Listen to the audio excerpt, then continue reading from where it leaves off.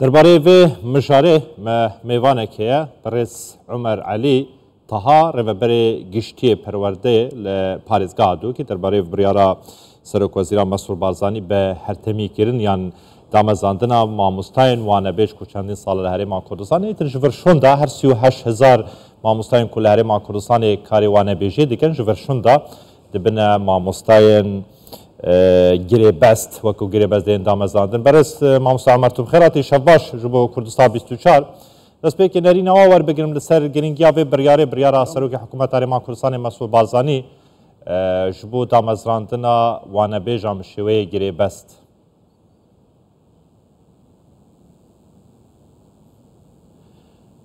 سپاس بۆ هەوا و سپاس بۆ vê میوانداریê سلااو ڕێز بۆ هەمی مامۆستای تایبەت مامۆستایان وانەبێژ هەلفێرە مدوێت ناوێ خۆ و ناوێ رهبەریya گشتیە پەروەردە پارێزگا دووکێ ji dil spasiya cenobê Serokê Hikûmeta Herêma Kurdistanê bi rês Mesrûr Barzanî dikîm bo hindê ku ev rûket gel ji mareka nûyerên wanebêj û herbasa huzûra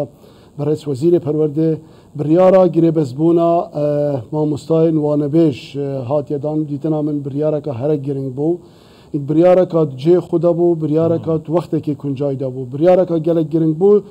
ji munteqê giringiya ya pirosa perwerde û fêrkirinê bo welatê me biryareka cê xwe de bû ev mamostaya hekem berê xwe bideyînê spasî ve dibêjin mamostayên me wanebêj ku çend sala xizmetê dikin ji wana 3 sal û 4 sal û 5 sal û ihtimal 8 sal û 10 sal jî tê de hebin ku mamostayê wanebêjin çavereyî biryareka hûsa bûne ji bo hindê bibine girêbest û berdewamiyê pirosa ya fêrkirinê û perwerdekirinê bidin. Biryareka kuncayî bû demekê kuncayî de em çavereyî vekirina dergehê qutabxanayê ku destpêka sala xandinê ji bo hindê rêxistina mîlaka bête kirin sinûrê perwerde û rengekê baş. Lewma jî spas bo Serokê Hikûmeta Herêma Kurdistanê û ev ê biryarê vî wextî de hatiye dan ji bo hindê ku dilyayî bo mamostayê me wanebêj çê bibît û ji bo hindê ku serrêkeka dirist û piştevaniyeka baş layê Hikûmeta Herêma Kurdistanê ve bi wan û pirosa perwerdê tê kirin. Zor baş e mamosta Emer bi vê biryara serok wezîran çend wanebêj li sinûrê perwerda giştiya dihokê de sodmend bin yan çend wanebêj dibine girêbestên hemîşeyî. Di heman dem da bi vê biryarê yan bi damezrandina van wanebêjan kêşeya mîlakî dil dihokê hebîtin yan ne?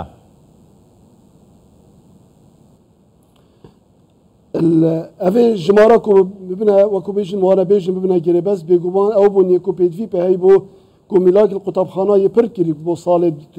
çoyî ku çi kêmaşî sî nemabûne mîlakî da lewma jî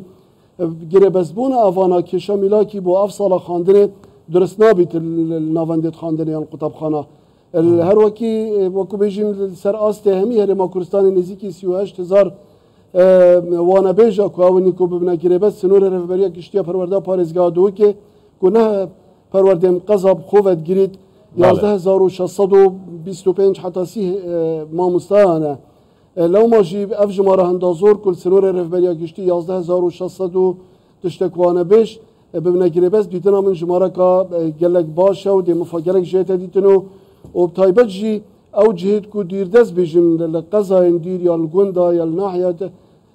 çend dîrteret bît ji mara wanebêj wan ciha zêdetir bît taybet ew qezayên dîrdest ku di behsê qezaka wekî akirîkeng bît ji mara here mazin ser astê reveberiya giştiya perwerda parêzgeha Duhokê li qeza akirê bi xwe vedgirit. Lewma midvêt pîrozbahiyê evan wanebêja bikim dîtina min jî Hikûmeta Herêma Kurdistanê vî barî de piştevanî çi bû dabînkirina mamostaya çi bû wanebêj wekû bêjin girêbestkirinê û ev ê biryarê pêngaveka êkcar mazin hebû piştevanîkirina kertê perwerdê bi rengekê giştî. Nebitine evî biyavî da belkul gelek biyavê dî sererayê hindê ku em zanin Hikûmeta Herêma Kurdistanê çend sal taybet jî ji 2014 hêve qeyraneka darayî ya bêjin dijwar de derbas bît. Lê sererayê hemî astanga û evî wezê darayî ku Herêma Kurdistanê bi xwe vegirtî dîtina min biryareka hosa cihê destxweşiyê û dê gelek bîte palpiştî bo awayî pirosa perwerdê bi rengekê baştir pirêve biçî. Zor baş e ev biryara wekete got ku cihê destxweşiye û mizgîniyeka xweş ji bo wan wanebêjan ku çendîn sala çaverê vê biryarê dikin îro Serokvezîr Mesrûr Barzanî ev biryare da lê kengî ew mamosta biçin qesta ڕێڤەبەرین خۆیان پەروەردەیی بکەن ji بۆ ئەنجامدانا ڕێکارین خۆیان ئیداری.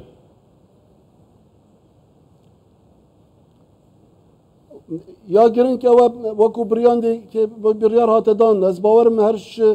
dêke wekû bêjin layên peywendîdar ên rastpardin taybet jî Wezareta Darayî û Wezareta Perwerdeyê ji bo rêkarên cêvecekirina evê biryarê û ji derxistina rênmaya wê dîtina min biryar demekî gelekê nêzik da wekû bêjin ev rêkarê Wezaretê Peywendîdar dê karê xwe encam dan û dikevne dwarê cêvecekirnê da ji ber ku nayêne wekû bêjin nayête paşêxistin û dîr nakevît her ekser dana biryarê dîtina min layên peywendîdar kar serindê dikin bo bikefte dwarê cêvecekirnê da. Zor başa mamosta Umer. Yani ev sala weke rêveberiya giştiya perwerda duhokê heng hiç wane bêjekî wernagirin ew wane bêjin ku niha heyne û dibine girêbez yani mîlakê we tijî dikin ve pîwîstî hiç wane bêjekî dîkê heye ku di sibê rojê da forma da beşkin çuka pisyara xelkî ye pisyara gelek wan derçûyan evên li zankuyê derçûne daxwaza vêyekê dikin. Li rêveberiya giştiya perwerda duhokê ve pîwîstî bi wane bêjan heye? Ev wane bêjawin yê kota ku parsal yani bu ev sal hiç wane bêjenî nehatiye wergirtin. Ev ji mara wane bêje hey parsal hiç kêşeme nebût mîlakata da ta ku dumahîka salê wekû bêjin valayî peyda nebûbûn. Ji berindê jî dîtina min bu ev salê valayî peyda nabin û biryara we bu ev sala wane bêjin nî neyêne danan ji ber ku ji mareka ekcariya zor ji mareka ekcariya mezin ev wane bêjê tune heyn vît parsal gelek ciha wane bêj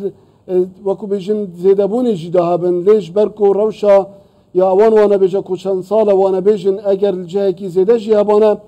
Wezareta Perwerdê bi çavekî wesa berê Xwedayê ji bo hindê ku ev wane bêje neyêne ladan û dibît ji derê serekî bît yan ji derê êkane bît bo bijêwîyan gujyara evan mamostaya yan evan wane bêja lewma jî berdewamîdaya karê xumayî ne lê bo sala nî yan bo sala xandinê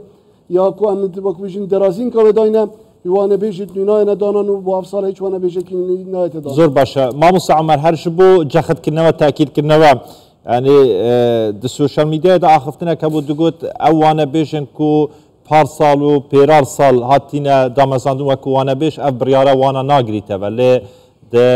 biryarê de her 38,000 fermanber yani bijin wane bêjin Herêma Kurdistanê ve digît. Hin wan wane bêjan jî piştrast dikin ku ev biryarê hemî wan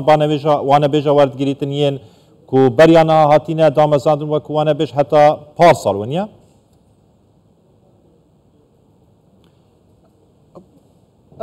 Ev ji mara hatiye ragihandin yan jî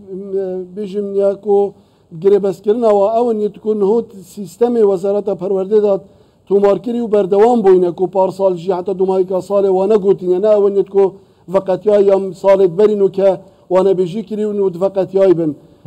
Niho ev biryara wan wane bêja xwe vedgirît ew wane bêjit ku berdewamî daye prosa wane gotinê ta ku parsal jî berdewam bûn ta dumahiya salê û tûmarkirî net nav sîstemê Wezareta Perwerdê ye. Sîstem yê diyar ew berdewamîdana ewan mamostaya evêt ku ta ku dumahîka sala xandinê berdewam bûn û navê wan sîstemî dawt lîstê yê bijîn yê wane bêjiyê de hey ewan xwe vedgirît. Zor başa birêz Mamosta Umer Elî rêveberê giştiyê perwerda parêzgeha Duhokê li stûdiyê me li Duhokê gelme gelekî spas.